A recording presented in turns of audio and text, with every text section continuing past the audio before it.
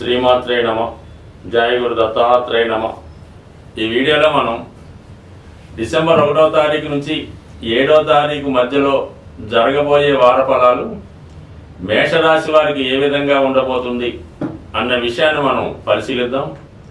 మరి మేషరాశి వారికి ఈ వారం ప్రత్యేకత ఏంటంటే 2వ తారీఖు నుంచి శుక్రుడు దశమ స్థానంలో రావడం వల్ల జాతకుడికి వృత్తి వ్యాపారాలలో పెద్దవారి గొప్పవారి యొక్క సహాయం పెరుగుతుంది.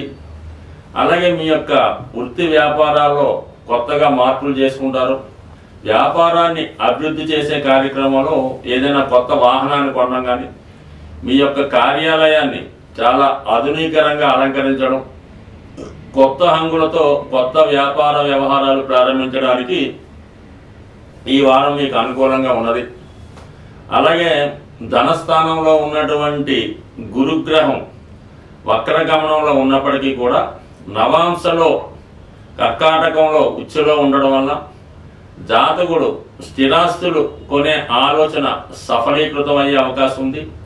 అలాగే ఈ రాశిలో ఉన్నటువంటి పెద్దవారికి భక్తులకి ఏంటంటే ఏదైనా పుణ్యక్షేత్రాన్ని దర్శించి అక్కడ ఆనందంగా ఒక 2-3 రోజులు గడిపి వచ్చే అవకాశం ఉంది.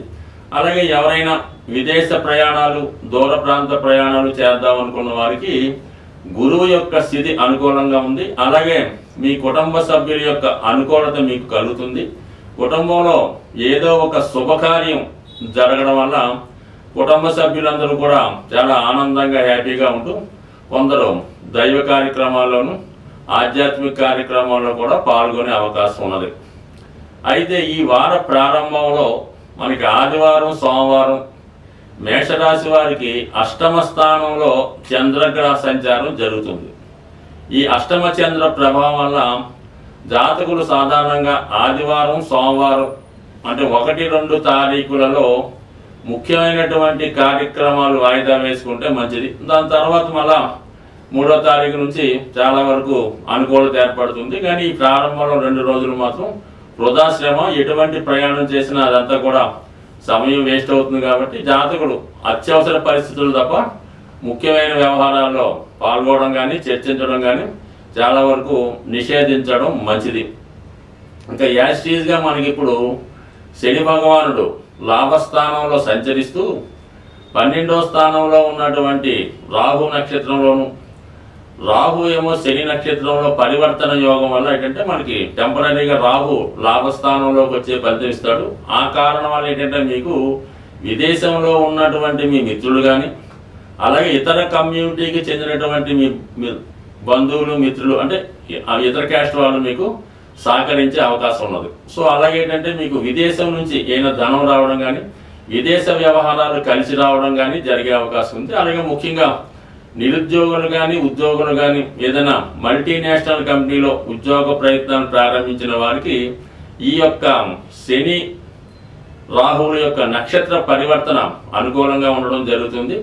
అలాగే ఇది ఎక్కువగా సినిమా, టీవీ, మీడియా రంగంలో ఉన్న వారికి రాహు యొక్క ప్రభావం ఎక్కువగా వారి మీద ఉంటుంది. కాబట్టి రాహు ఆ విధంగా కొత్త అవకాశాలు ఈ మీడియా రంగంలో ఉన్న వారికి వచ్చే అవకాశం ఉంటుంది. ఫర్ ది సేమ్ టైం ఎక్కువగా మీరు ఇన్వెస్ట్మెంట్ చేయవలసి ఉంటుంది. ఎక్కువగా ఎలక్ట్రానిక్ వస్తువుల మీద కానీ, ఖరీదైనటువంటి వాహనాలు కొనడంలో కానీ ఎక్కువగా మంచి ఎక్స్పెండిచర్తో కూడుకున్నటువంటి ఇన్వెస్ట్మెంట్ చేసే అవకాశం ఉంది. అలాగే ధనం కూడా ఎక్కువగా ఖర్చు పెట్టడం జరుగుతూ ఉంటుంది. అయితే మీరు ముఖ్యంగా ఏంటంటే ఏదైనా విలువైనటువంటి ఖరీదైనటువంటి అసెట్స్ లాంటివి కానీ, మిషనరీ కానీ, ఎక్విప్మెంట్ కానీ కొన్నప్పుడు సాధ్యమైనంత వరకు మోసం జరగకుండా, మధ్యవర్తిత్వం లేకుండా స్వయంగా మీరే కొనుక్కోవడం వల్ల ఎక్కువగా నష్టం జరగకుండా ఉండే అవకాశం ఉన్నది. అది ఒకటి ఖచ్చితంగా గమనించండి. అలాగే మనకి ఇంచుమించుగా మనకి ఈ వారం అంతా అష్టమ స్థానంలో ఉన్నటువంటి రవి, బుధుల యొక్క సంచారం ప్రభుత్వ అధికారుల నుంచి కానీ, ప్రభుత్వ తరపు నుంచి కొంత వ్యతిరేకత వచ్చే అవకాశం ఉంది. అలాగే కొంత మరి ఏదైనా ట్యాక్స్ విషయంలో కానీ, ఈడీ విషయంలో కానీ, జిఎస్టీ విషయంలో కానీ మీరైనా సరైనటువంటి సక్రమ మార్గంలో ట్యాక్స్లో చెల్లించకుండా ఉంటే ఖచ్చితంగా గవర్నమెంట్ అధికారుల నుంచి ఒక విధమైనటువంటి ఇబ్బంది ఎదుర్కొనే అవకాశం ఉంది. కాబట్టి ఆ విషయంలో కొంత జాగ్రత్తగా ఉండి ఎప్పటికప్పుడు మీ యొక్క ఇన్కమ్ ట్యాక్స్ సంబంధించినటువంటి ఏమైనా ఉంటే క్లియర్ చేసుకోవడం మంచిది. సుమారుగా ఈ రవి అష్టమంలో ఉన్నప్పుడు పెద్దగా ఇబ్బంది లేకపోయినా మనకి పరువు పోవడం జరుగుతూ ఉంటుంది అన్నమాట. ఏదో వాళ్ళు వచ్చారు, ఇన్వెస్టిగేషన్ జరిగింది, ఊరికే ప్రచారం జరిగి మిమ్మల్ని అన్పాపులర్ చేసే అవకాశం ఉంది. కాబట్టి ప్రభుత్వ అధికారులతోని ట్యాక్స్ వ్యవహారాలతో జాగ్రత్తగా వ్యవహరించండి. అలాగే బుధుని యొక్క వక్రగమనం కూడా మీ నుంచి మీకు కావలసిన వాళ్ళే మీ మీద ఏదైనా రిపోర్ట్ చేసి ఏదో ఇన్ఫర్మేషన్ ఈ డిపార్ట్మెంట్ వాళ్ళకి ఇచ్చి మిమ్మల్ని ఇబ్బంది పెట్టే అవకాశం ఉంది. కాబట్టి జాగ్రత్తగా ఆలోచించి నిర్ణయం తీసుకోండి. స్వస్తి. ఈ వారంలో మరి సుబ్రహ్మణ్య షష్ఠి రాబోతుంది.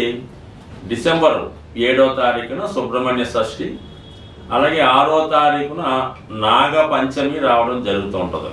ఈ రెండు కూడా ఎవరి జన్మ జాతకంలో సర్పదోషం లాంటిది ఉంటుందో వాళ్ళు దాని పరిహార నిమిత్తం ఈ 2 రోజులు కూడా విధి విధానంగా సుబ్రహ్మణ్య స్వామిని ఆరాధించడం వల్ల వారి జాతకంలో ఉన్నటువంటి సర్పదోషం పరిహారం అయ్యే అవకాశం ఉన్నది.